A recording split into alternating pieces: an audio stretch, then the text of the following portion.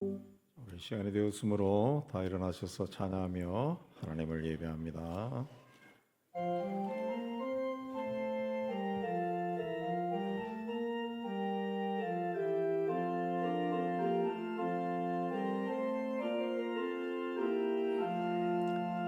피난처에 있으니 환난을 당하자 이리 오라.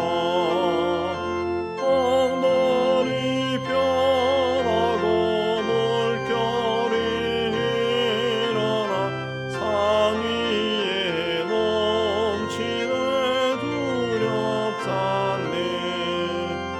이방이 떠들고 나라들 모여서 진동하나.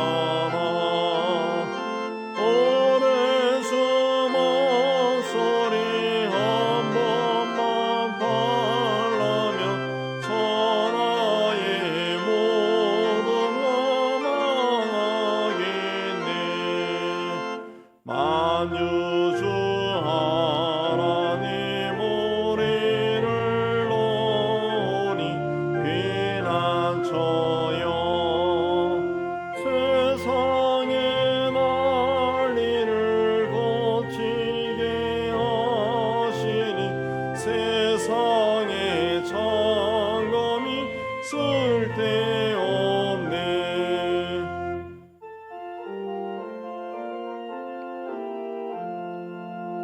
높으신 하나님 우리를 구하니 할렐루야.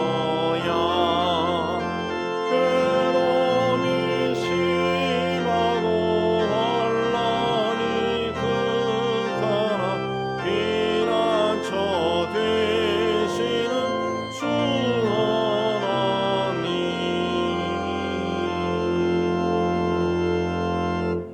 참회도 드리겠습니다.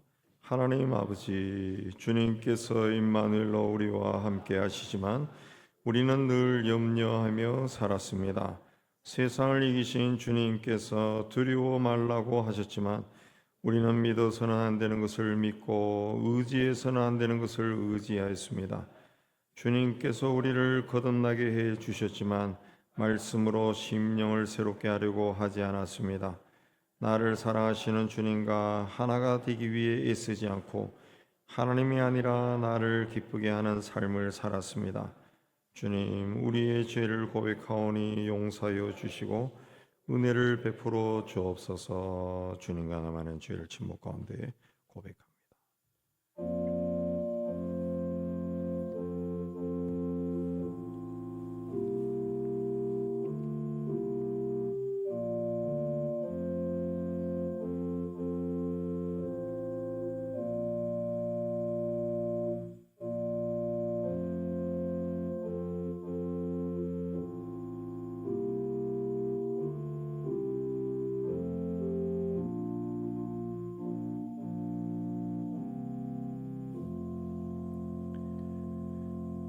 우리가 알거니와 우리 옛사람이 예수와 함께 십자가에 못 박힌 것은 죄의 몸이 죽어 다시는 우리가 죄에게 종로로 타지 아니하려 함이니 이는 죽은 자가 죄에서 벗어나 의롭다 하심을 얻었음이라. 말씀 지에서 주께서 우리 죄를 사하셨음을 선언합니다.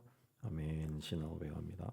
전능하사 천지를 만드신 하나님 아버지를 내가 믿사오며 그 외아들 우리 주 예수 그리스도를 믿사오니 이는 성령으로 잉태하사 동정녀 마리아에게 나시고 본디오 빌라도에게 고난을 받으사 십자가에 못 박혀 죽으시고 장사한 지 사흘 만에 죽은 자 가운데서 다시 살아나시며 하늘에 오르사 전능하신 하나님 우편에 앉아 계시다가 저리로서 산자와 죽은 자를 심판하러 오시리라. 성령을 믿사오며 거룩한 공예와 성도가 소리가 토는 곳과 죄를 사하여 주시는 곳과 몸이 다시 사는 곳과 영원히 사는 것을 믿사옵나이다. 아멘. 우리 앉아서 276장 찬송합니다.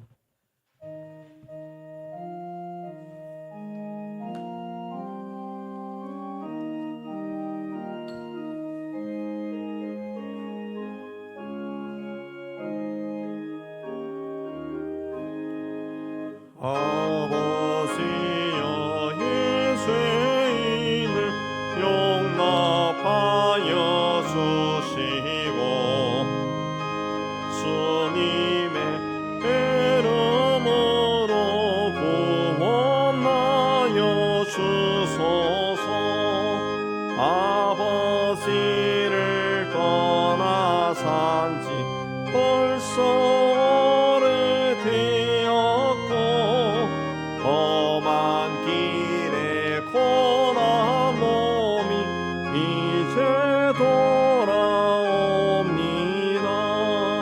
전에 하던 모든 애통하게 여기고 든든하게 엎드려서 용서하심 빕니다.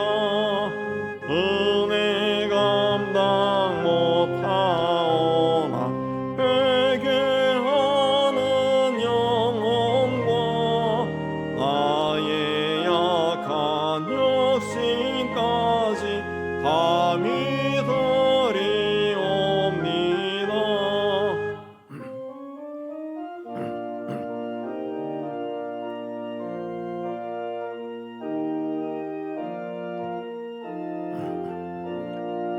나의 죄를 사하시려 주님 죽으셨으니 그 공로를 맞이하여 주만 의지합니다. 아버지여 용납하사 나를 품어주시고 주의 사랑 품 안에서 길이 살게 하소서.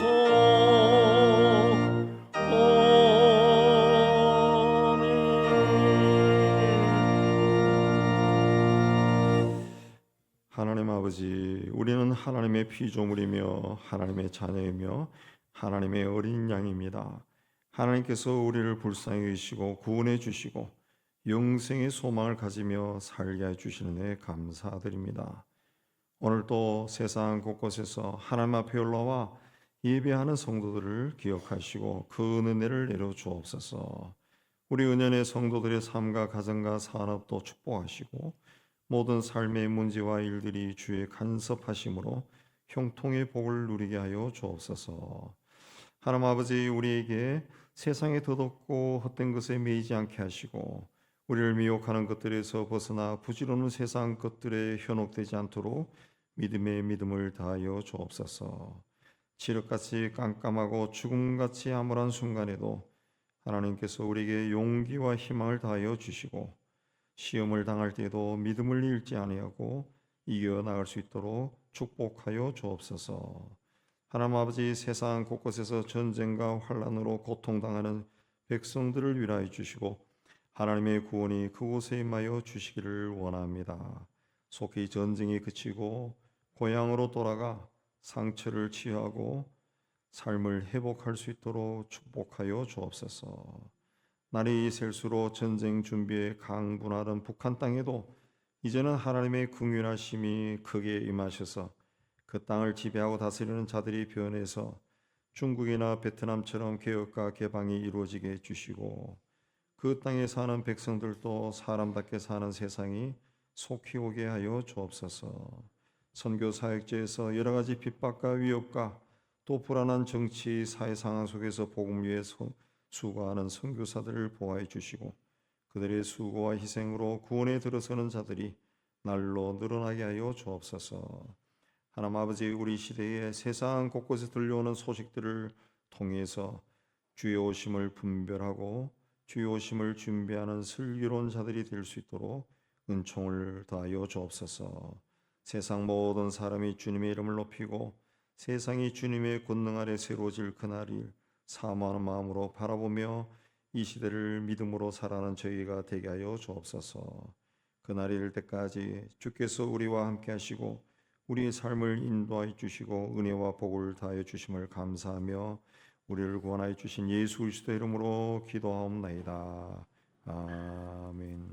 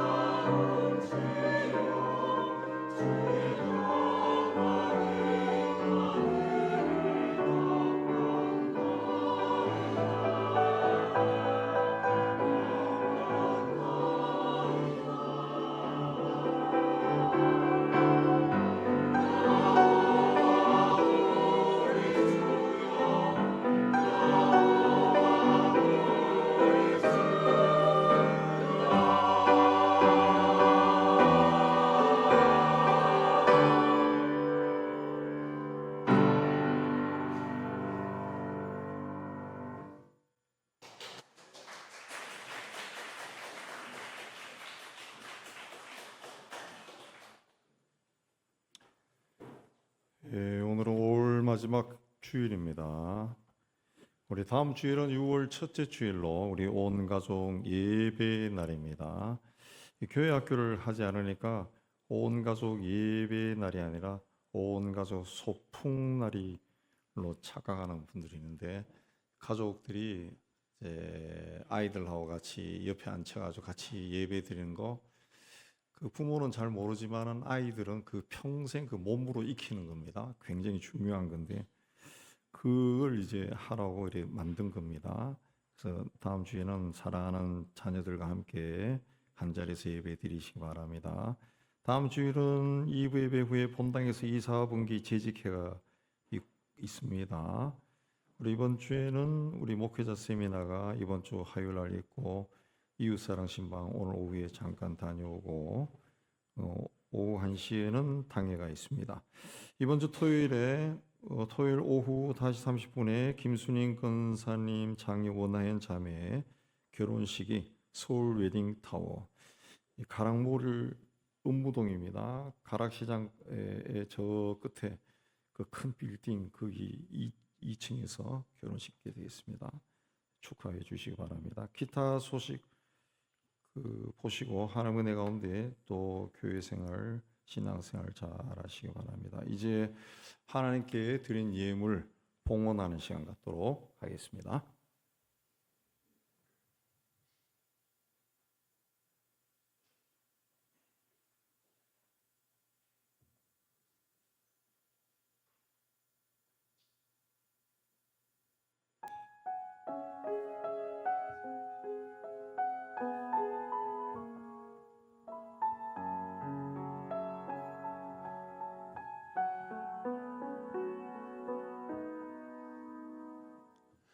오늘도 내 마음은 오르락내리락, 내 마음 나도 종잡을 수 없네. 내 마음은 상황에 따라 이리저리 흔들리지만 주님을 바라볼 때 정답이 떠오르네. 걱정이 몰려올 땐 감사를 선택하기, 두려움 앞에서도 감사를 선택하기, 가장 좋은 것을 주심을 믿기에 힘들 때도 믿음으로 감사. 걱정이 몰려올 땐 감사를 선택하기, 두려움 앞에서도 감사를 선택하기, 가장 좋은 것을 주심을 믿기에 힘들 때도 믿음으로 감사.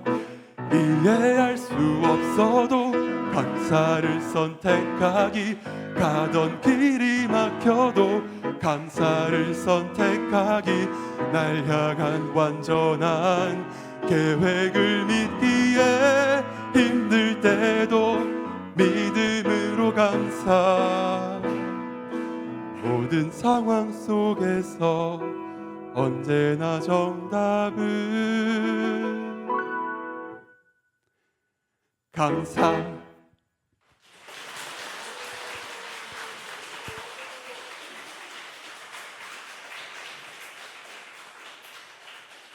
우리 권성희 군은 오늘 이렇게 헌금 특별송하고 특별히 이제 군대를 갑니다.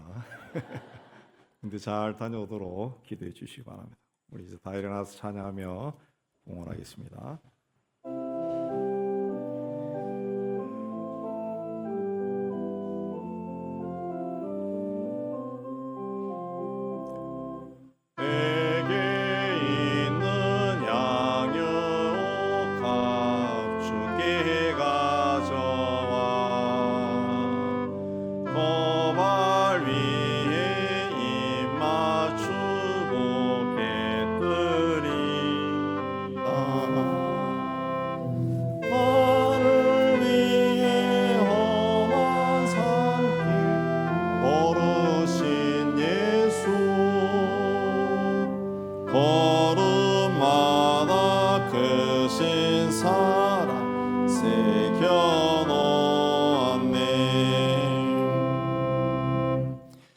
하나님 아버지 베푸르신 은혜를 기억하고 오늘 또 정성을 모두어 하나님께 예물을 바칩니다.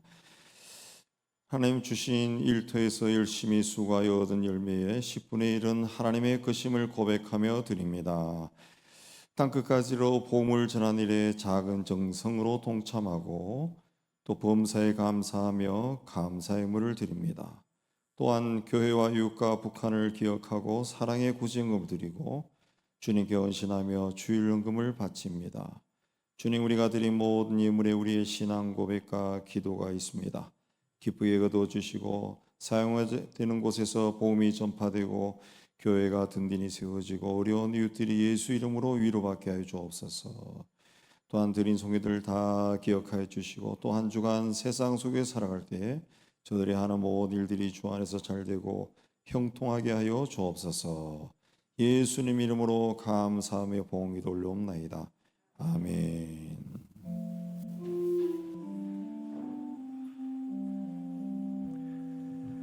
자, 오늘 하나님이 주시는 말씀은 요한복음 14장 23절에서 29절 되겠습니다. 우리 한 절씩 교도합니다. 예수께서 대답하여 이르시되 사람이 나를 사랑하면 내 말을 지키리니 내 아버지께서 그를 사랑하실 것이요 우리가 그에게 가서 거처를 그와 함께 하리라.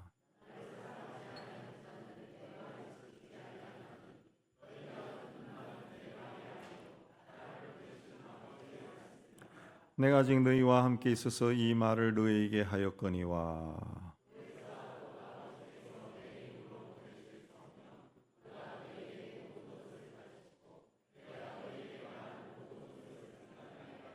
평안을 너희에게 끼치노니 곧 나의 평안을 너희에게 주노라. 내가 너희에게 주는 것은 세상이 주는 것과 같지 아니하니라.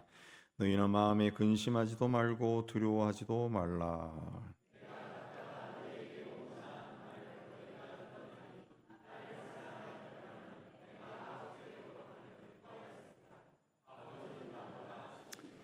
이제 이 일이 일어나기 전에 너희에게 말한 것은 이 일이 일어날 때에 너희로 믿게 하려 함이라. 아멘. 기도합니다.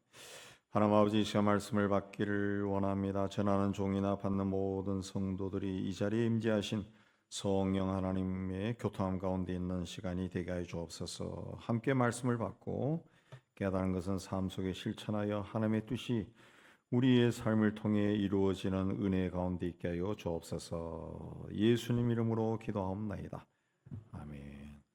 자, 오늘 우리가 요한복음 끝부분을 읽었는데 요한복음 14장 전체는 십자가의 죽음과 부활과 승천을 앞두신 예수께서 앞으로 예수님 없이 살아가야 할 제자들에게 주신 당부와 격려와 약속의 말씀입니다.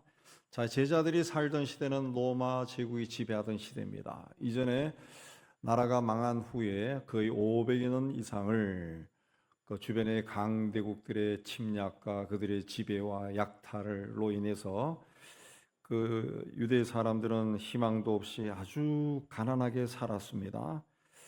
근데 그들 사이에 주님이 오셔서 그 주님을 만나고 그 주님을 의지하며 살았는데 이제 14장의 1절부터 쭉 읽어보면은 예수께서 자꾸 이제 제자들을 이제 떠나간다 그런 말을 하십니다. 그래서 제자들이 불안해졌습니다.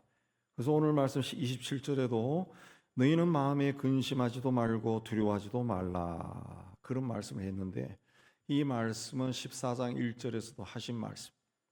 그러니까 걱정하는 제자들은 마음을 위로하기 위해서 예수께서 거듭 말씀하신 겁니다. 14장 2절에 보면은 내가 너희를 위하여 거처를 예배하러 간다 그러시고 4절에서는 내가 어디로 가는지 너희들이 안다 그런 말씀을 했습니다. 이 무슨 말씀인지 이해를 할 수 없고 답답해진 토마가 주님, 우리는 주님이 어디로 가시는지 모릅니다 그런 말을 했습니다. 그러자 예수께서 내가 너희를 고아와 같이 버려두지 아니하고 너희에게로 올 것이다. 또 이런 모호한 말씀을 했습니다. 그리고 그날에는 내가 아버지 안에 너희가 내 안에 내가 너희 안에 있는 것을 너희가 알리라. 그런 또 알쏭달쏭한 말씀을 하셨습니다. 제자들은 예수님과 함께 3년을 지내면서 같이 먹고 마시고 잠자고 또 생활을 했습니다. 그래서 자기들과 함께하는 예수님의 출생지가 베들레헴이고 예수님의 직업이 목수고 어머니가 마리아고 아버지는 요셉이고 예수님은 다윗의 후손이고 또 예수님이 하신 것을 쭉 보니까 구약에서 예언하던 메시아다라는 것을 이제 알았습니다. 근데 예수님은 제자들이 그날이 되면 곧 예수님이 다시 오시는 그날이 되면 너희가 비로소 나를 진정으로 알게 될 것이다. 정말 내가 누군지 너희들이 알게 될 거다. 그 말씀을 했습니다. 자, 우리도 예수 믿고 예수님에 대해서 많은 것을 알고 있습니다. 예수님을 통해서 하나님은 우주 만물을 지으신 창조주이시고 자신의 형상대로 사람을 만드셨고 또 세상을 구원하기 위해 독생자를 세상에 보내서 십자가의 대속제물로 삼으셨다. 또 부활하셨다. 승천하셨다.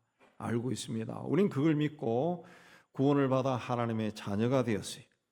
그러면 우리가 하나님과 예수님이 누군지 다 안다라고 자신 있게 당당하게 말할 수 있을까요?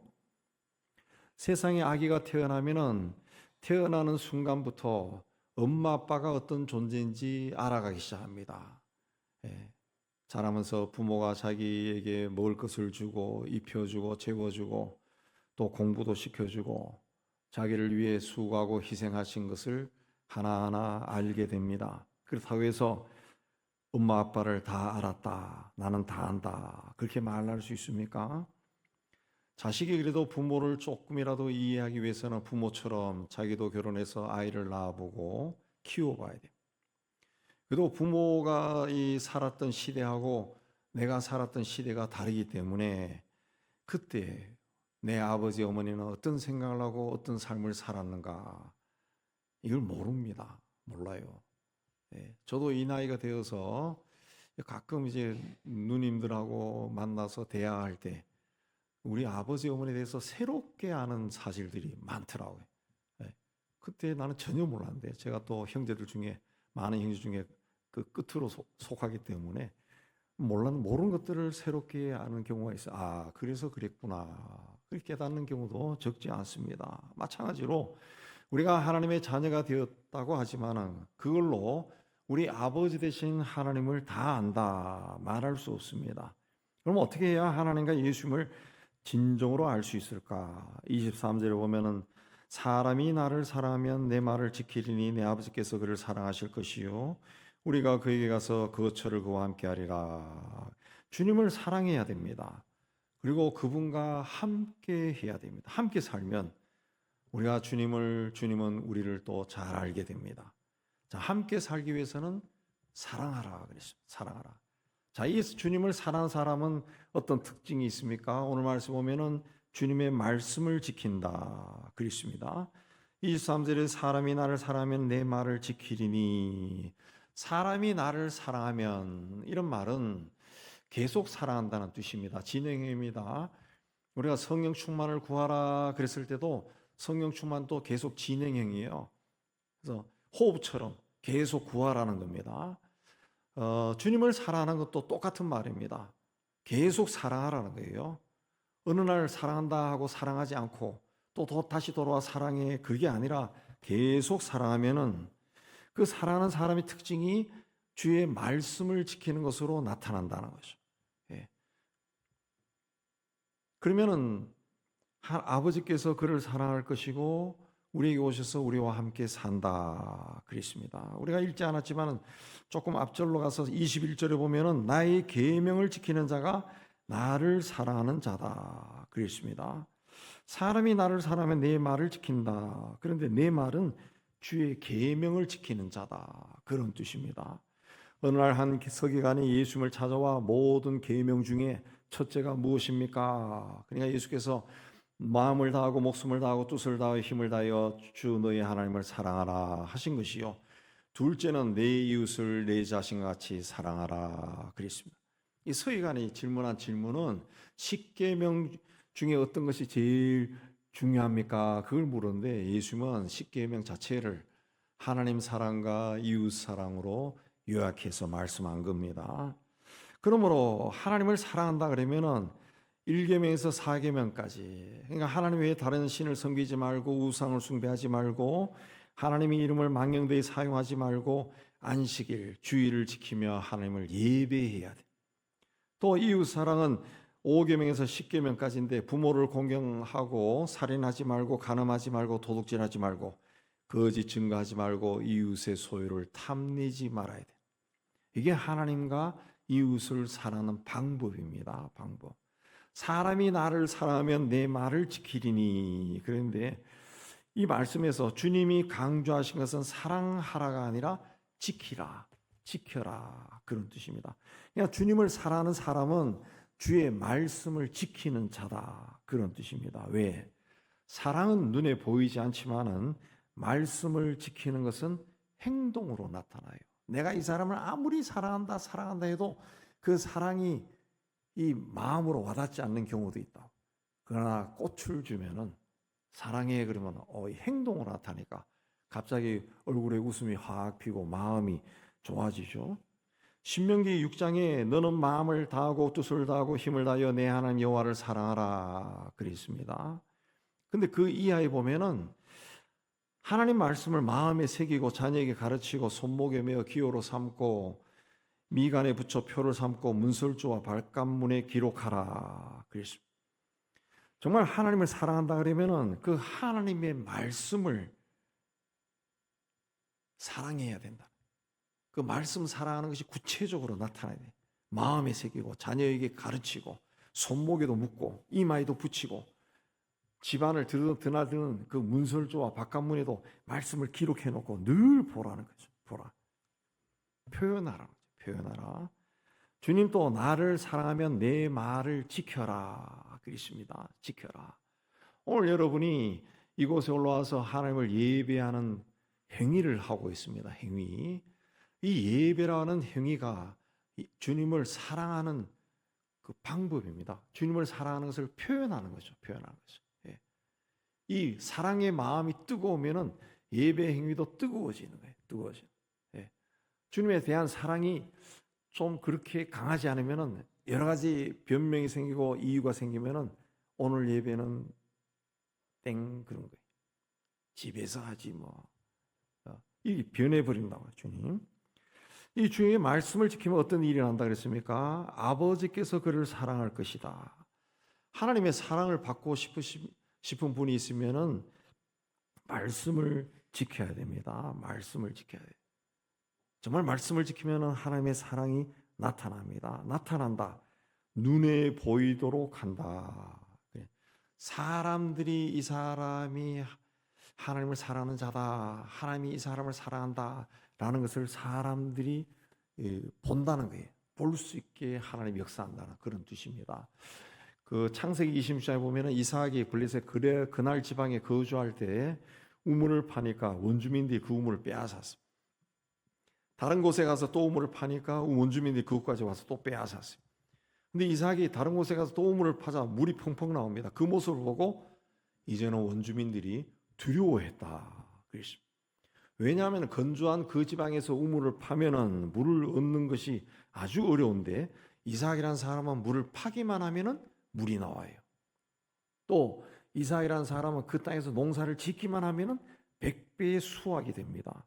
그걸 보고 원주민들이 이삭이 믿는 하나님을 두려워했다. 그래서 이삭을 찾아와서 우리와 계약을 맺자. 어떤 계약입니까? 당신이 우리를 해롭게 하지 않는다고 계약하자 그랬습니다. 자기들이 해롭게 해놓고 당신이 우리를 해롭게 하지 않는다는 계약을 맺어라. 두려워서 그렇게 한 겁니다. 이게 하나님이 하나님을 사랑하는 사람에게 자기를 나타내 보이는 방법이라는 거죠. 그래서 우리가 하나님을 사랑하면은 하나님이 우리를 사랑하는 것이 우리의 삶에서 나타난다. 다른 사람이 안다는 거죠. 이 사람은 어떻게 저렇지? 하나님이 사랑하는 것이 다른 사람들이 눈으로 본다는 거죠.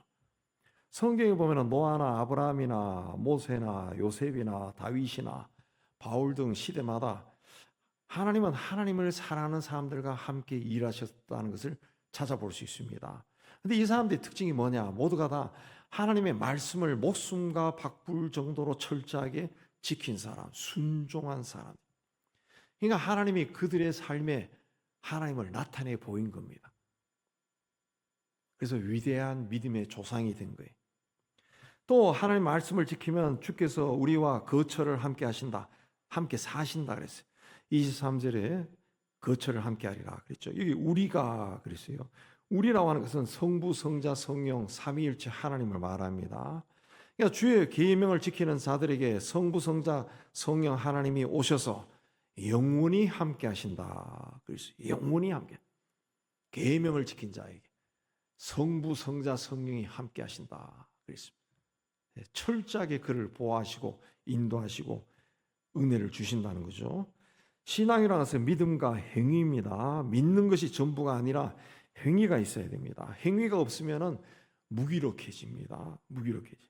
그래서 야고보는 행함이 없는 믿음은 죽은 것이다. 그랬습니다. 성경도 믿음은 행동으로 나타나야 된다. 그랬습니다. 제가 꼭 칭찬하는 건 아니고 물론 칭찬이지만은 오늘 권성현 군이 와서 찬양했잖아요. 이건 자기 믿음을 행동으로 표현한 거예요. 예배 끝나고 저 앞자리에 와서 그 기도받는 청년들도 있습니다. 또 우리 교인들도 있고 또 아프면 기도받는 분들도 있어요. 그게 뭐냐? 자기가 하나님을 믿는데 이 하나님이 이 기도를 통해서 또 나의 어떤 행동을 통해서 나에게 역사하신다라는 것을 행동으로 보여준, 하나님께 행동으로 보여준. 그게 믿음인 주님을 믿고 사랑하는 것인데, 사랑은 말씀을 지키는 것이고 그 말씀을 지키는다고 하는 것은 주님을 사랑하는 것이 행동으로 나오는 거죠. 그래서 예배 드리러 예배당에 올라오는 거지. 거짓말을 하지 않는, 나한테 이익이 된다 할지라도 절대 거짓말을 하지 않는 거죠.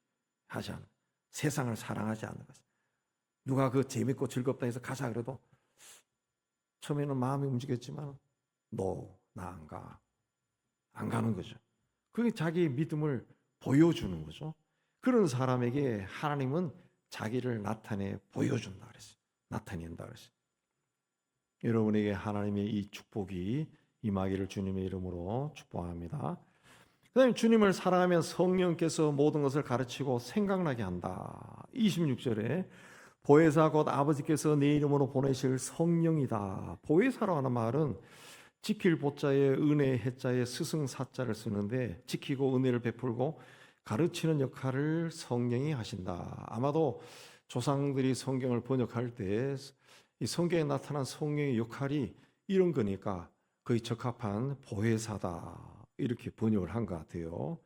그 원뜻은 파라클레토스, 도와주기 위해 곁에 오신다는 그런 뜻입니다. 나를 돕기 위해 내 곁에 오신다는 거죠. 뭐 저 멀리서 돕는다는 것은 있을 수가 없는 거죠. 내가 땅을 파고 막 힘들게 땅을 파고 있으면 와서 같이 파는 것이 돕는 거죠. 돕는 거죠. 오는다는 거죠. 그게 성령의 뜻입니다. 보혜사의 뜻이에요. 자, 우리는 모두 세상에 정해진 시간 동안 살다가 떠나갑니다. 근데 인생길이라는 것은 나 혼자 절대로 살 수 없습니다. 세상에 태어나는 순간부터 부모가 나를 돌봐줘. 세상을 떠나는 그 순간에도 누군가의 도움을 받아야 됩니다. 끊임없이 도움을 받아야 됩니다. 근데 인간의 도움에는 한계가 있습니다. 부모, 형제도 손을 들 때가 있어요. 그러나 우리를 창조하신 하나님은 우리 인생이 어떠한지 잘 아십니다. 그래서 연약하고 부족한 우리를 돕기 위해 성령으로 오신 겁니다. 성령은 영혼문이 아니라 육체의 물, 질병도 도와주시고 현질이나 장래일이나 죽고 사는 모든 인생의 문제를 도와주시. 그냥 멀리서 내가 도와줄게 그게 아니라 내 곁에 오셔서 도와준다. 어떻게 언제까지요? 영원히 도와준다. 영원히. 내가 천국 가는 그 날도 성령께서 우리와 함께 하신다 그랬습니다. 예수께서 제자들이 제자들이 자꾸 떠나신다 그러니까 제자들이 불안해졌습니다. 그때 예수께서 그들을 안심시키면서 16절에 보면 내가 아버지께 구하겠으니 그가 또 다른 보혜사를 너에게 주사 영원토록 너희와 함께 있게 하겠다 그랬습니다. 성령님은 바로 예수님 대신 오신 분입니다. 예수께서 우리를 위해 아버지께 구하여서 예수님과 똑같은 역할을 하는 하기 위해 보내신 분이 보혜사 성령입니다. 그러니까 교회 다닌다고 성령이 임하지 않고 교리 공부를 했다고 성령이 임하지 않습니다. 성경을 많이 읽었다고 성령이 임하시지 않습니다. 예수 그리스도를 나의 구주 나의 하나님으로 믿고 영접한 사람에게 성령이 임하십니다. 가이사랴에 주둔하던 로마군 백부장 고넬료는 집에서 가족과 함께 베드로의 설교를 듣다가 성령을 받았어요. 사마리아 사람들도 베드로와 요한의 그 전하는 말씀을 듣고 기도할 때 성령을 받았어요. 에베소 교인들도 바울이 전하는 복음을 듣고 예수를 믿을 때 성령을 받았어요. 성령은 예수께서 보내준다고 약속하셨고 예수님이 구하셨고 예수님 대신 아버지께서 보내신 보혜사 성령입니다. 보혜사입니다. 근데 보혜사 아버지께서 내 이름을 보내실 성령 그가 너희에게 모든 것을 가르치고 내가 너희에게 말한 모든 것을 생각나게 하리라. 복음서에 보면은 제자들이 예수님이 말씀을 가르칠 때마다 그 다 이해하지 못했습니다. 그렇게 이해하지 못한 사람들이 어떻게 예수님이 부활 승천하신 후에 세상에 나가서 그 복음을 전하고 말씀을 가르칠 수가 있습니까? 가르칠 수 없어요.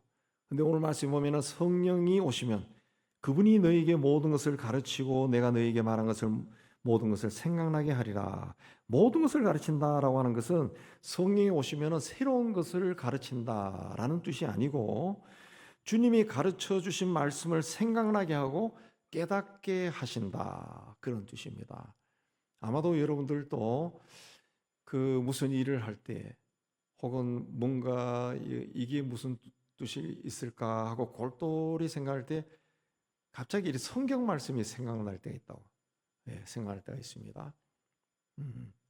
그러면은 뭐 우리 1년에 한 번 할 때도 그런 그 성경 뽑기 정월 초하루에 할 때도 그런 경험들을 여러분들이 해보셨겠지만은 어떻게 내 마음을 그렇게 아는지 그런 성경 구절이 싹 올 때가 있고 내가 그동안 고민했던 것들이 성경 구절 하나에서 싹 정리가 될 때가 있죠. 성경 읽다가 때로는 이 설교 시간에도 저는 뭐 그냥 교회 이렇게 따라서 쭉 하는데 어떤 분은 자기 인생을 어떻게 그렇게 꽉 끼워서 이야기하는지 너무 그냥 희한했다라고 말하는 사람도 있고 어떤 사람은 표적 설교했지 요따위 말하는 사람도 있고 그래 성령께서 깨우쳐 주는 건데 그러면은 감사하고 회개하고 이렇게 하면 되는데 어떤 사람은 감격하고 어떤 사람은 기분 나빠하고 성령이 깨닫게 해주신 겁니다.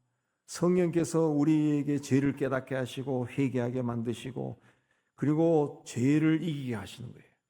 마귀를 이기는 지혜를 주시고 능력을 주시고 병을 고칠 수 있는 또 이 능력도 주시는 겁니다. 그리고 주님께 순종하게 만드는 거예요. 그래서 성도로서 거룩한 삶을 살게 하는 겁니다.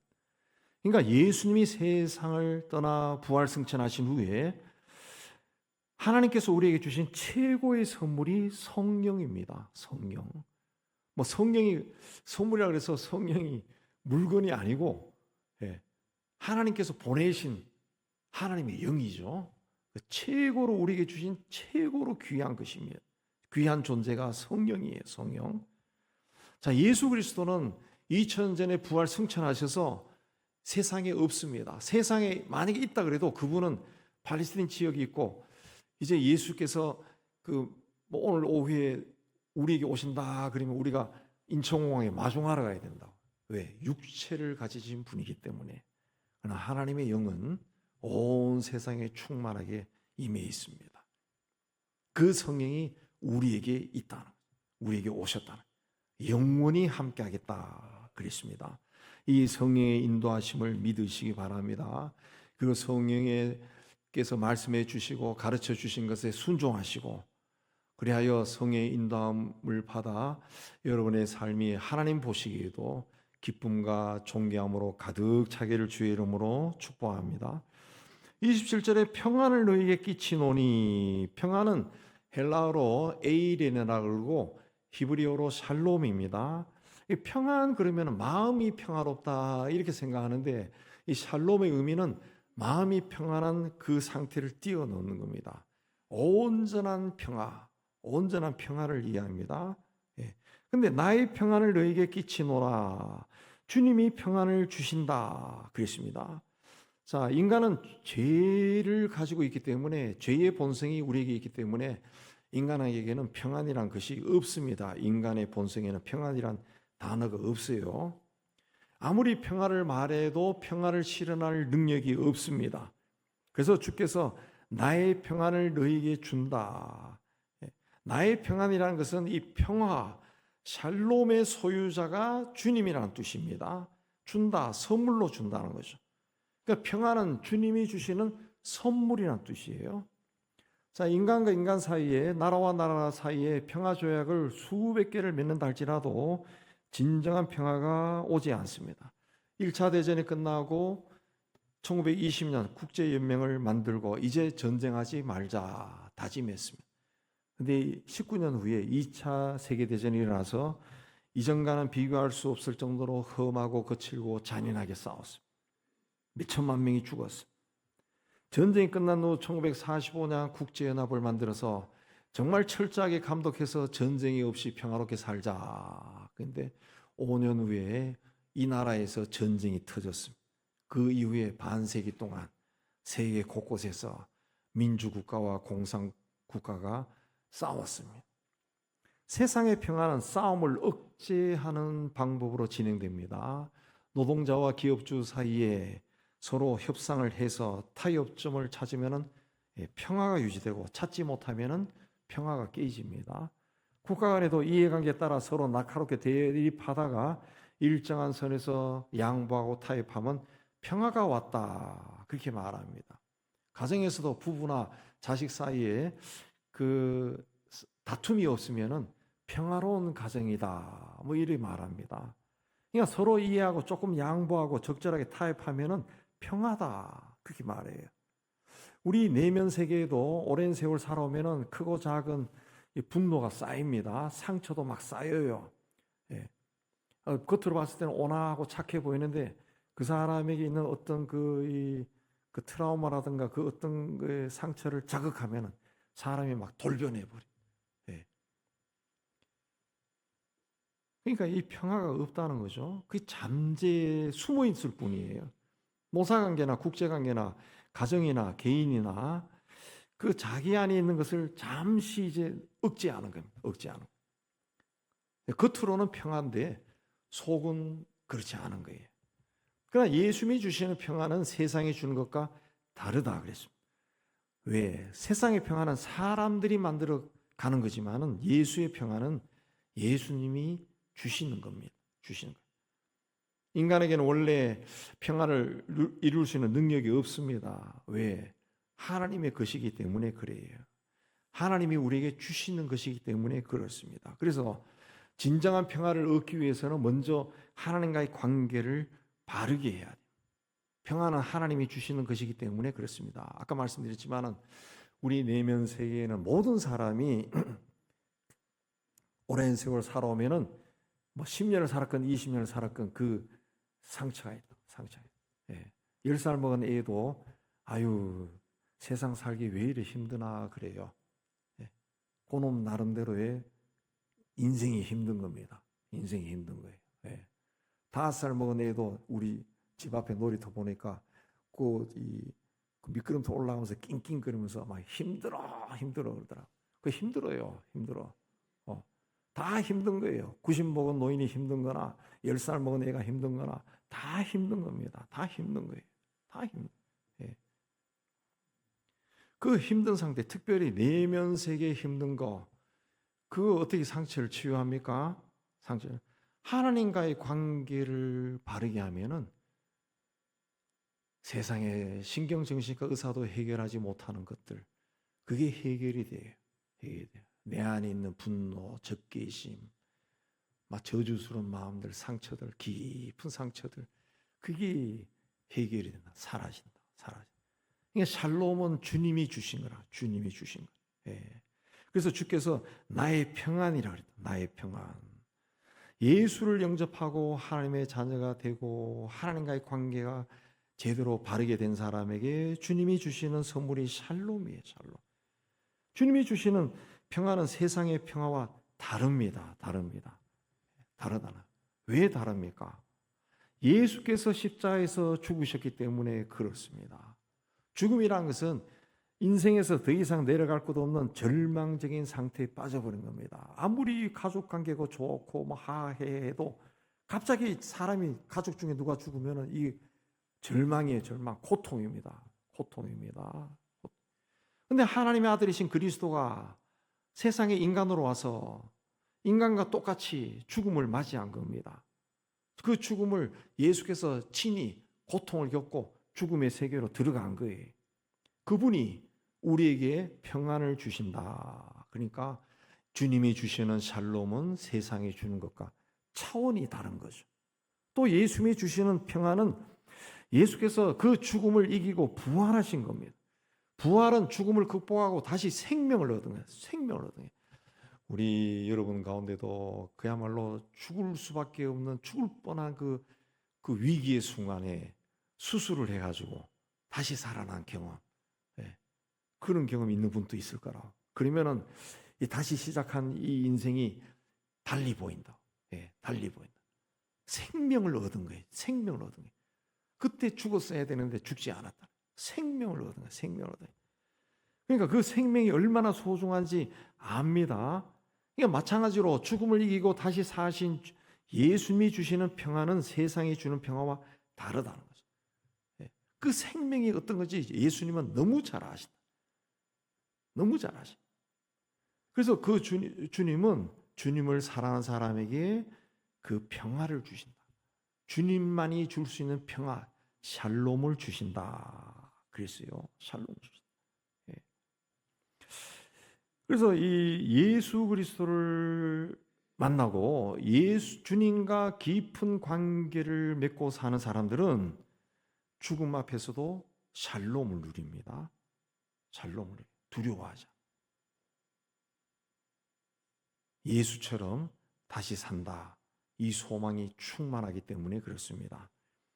사자굴에 던져진 다니엘은 새벽에 다니엘이 죽은 줄 알고 슬픈 목소리로 다니엘아 다니엘아 부르는 왕에게 오히려 왕이여 원하건대 왕은 만수무강하소옵소 하고 인사를 합니다. 귀신이 들린 여자를 고쳐준 죄로 감옥에 갇힌 바울은 감옥에서 막 채찍으로 맞고 막 온몸이 피투성이가 된 채로 시일라와 함께 찬송을 불러요. 예루살렘 감옥에 갇혀서 죽을지도 모르는 상황에 놓인 베드로는 두려워하기는커녕 천사가 와서 옆구리를 쳐서 깨울 때까지 깊은 잠에 빠져버립니다.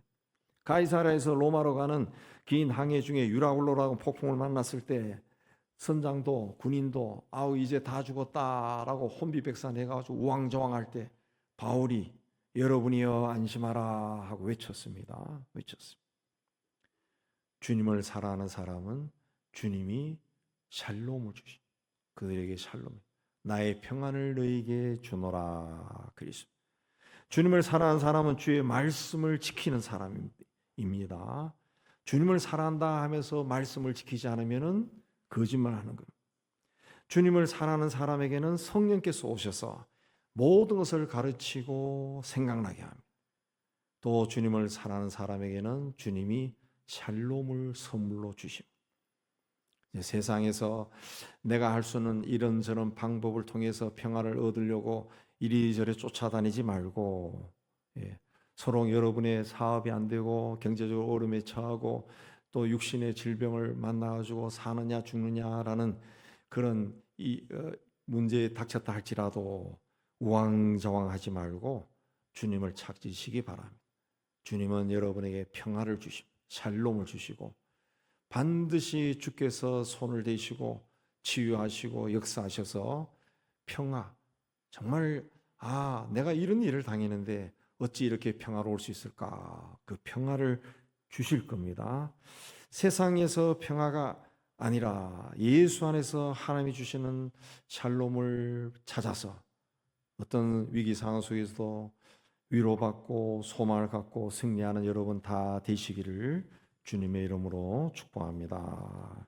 하나님 아버지, 우리가 세상 살아가는 가운데 이런저런 일을 만날 때 참 많지만은 주님은 우리에게 말씀하셨습니다. 너희가 나를 사랑하면 내 말을 지킬 것이고 그러면 내가 너희와 함께 할 것이고 또 너희 삶을 인도해 주실 것이다. 평안을 주실 것이다. 약속하셨습니다.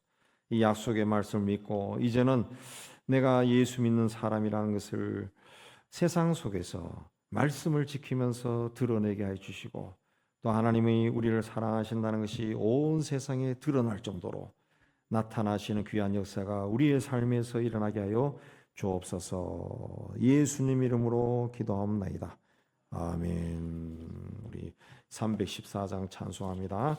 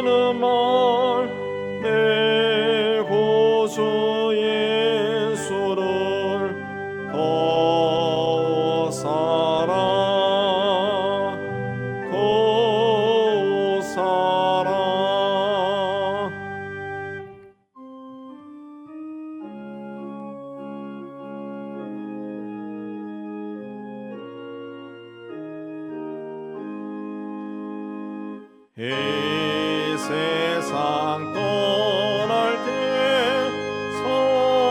선양하고 숨 쉴 때 하는 말 이것일세 다만 내 배는 말내 구주 예수를 오사라 오사라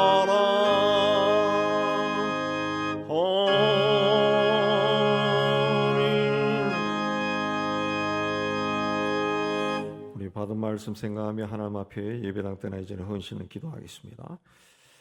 하나님 아버지, 오늘 또한 하나님 앞에 나와 찬양하고 예배로 영광 돌리고 또 말씀 받게 해주신 데 감사합니다. 정말 이제는 내가 주님을 믿는 사람이라는 것을 세상에 드러내는 삶을 살게 해 주옵소서.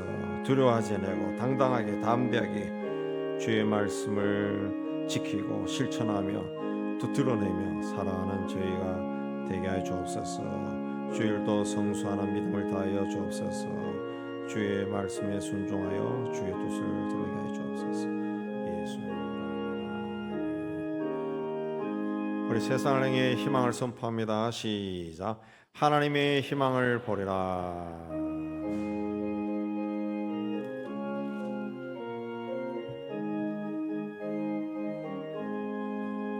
주가 세상을 다스리니 그 위엄이 넘쳐나고 그의 나라와 주의 영광 온 하늘에 가득하라.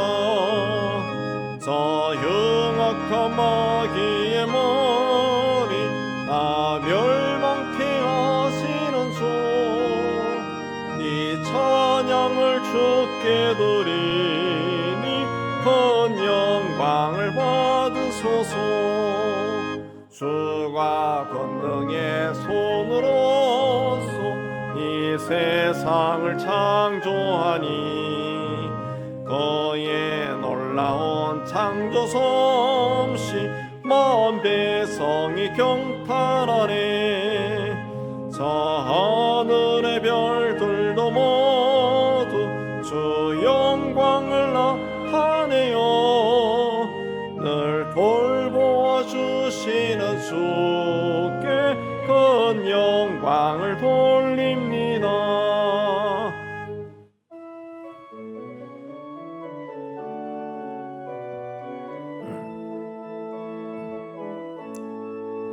주가 세상의 피조물 인간에게 다 맡기고 하라는 말씀으로 그 권위를 주셨구나. 온 땅 위에 주님의 위엄 늘 넘치며 가득하니 그 나라와 주님의 영광 온 천하에 찬란하다. 여호와는 네게 복을 주시고 너를 지키시기를 원하며 여호와는 그 얼굴을 내게 비추사 은혜 베푸시기를 원하며 여호와는 그 얼굴을 내게로 향하여 드사 평강 주시기를 원하노라. 이제는 우리 주 예수 그리스도의 은혜와 하나님 아버지의 사랑하심과 성령의 교통하심이 죄의 몸된 교회와 세상 속으로 떠나는 하나님의 자녀들 위해 이제부터 영원까지 함께 있을지어다. 아멘.